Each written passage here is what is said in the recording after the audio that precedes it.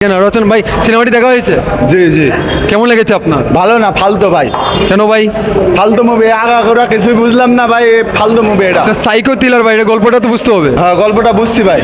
বুঝে কি বুঝলেন? বুঝে প্রথমে একটু অসুবিধা হচ্ছিল, পরে ব্রেকের পর লাস্টের ফিনিশিংটা জাস্ট ওয়াইজ ছিল, কিন্তু প্রথমে ওভাবে সাজাইতে পারেনি নাকি ভাই? সিনেমা তো এইরকমই হয়ে গেল, শেষ পর্যন্ত না দেখলে মজাটা পাবেন না। ফিনিশিংটা ভালো ছিল, ফিনিশিংটা অবশ্যই ভালো ছিল, ভালো লাগছে। আচ্ছা, দশে কত দিবেন? 10-এ 6। ওকে, থ্যাংক ইউ ভাই। আপনি কিছু বলে যান।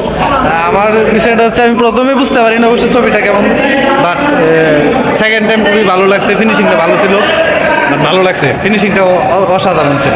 ওকে, থ্যাংক ইউ। দশে কত দিবেন আপনি? 10-এ 8। ওকে, থ্যাংক ইউ সো মাচ ভাই আপনাকে।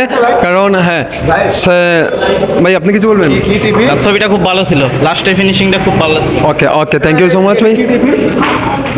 সো আপনারা দেখতেই পাচ্ছেন, এই দরদ সিনেমাটি নন্দিতা হলে দেখা হয়েছে। তারপরে কিন্তু প্রথম শুতে দেখার পরে ভক্তদের অনেক ভালোবাসা, অনেক রেসপন্স আছে। আপনারা সবাই কিন্তু দরদ সিনেমাটি দেখবেন, আমাদের সিলেট নন্দিতা হলে কিন্তু চলে আসবেন। সো এখন কিন্তু আরও তিনটার শুতে 2 নম্বর শু কিন্তু চলবে, ঠিক আছে?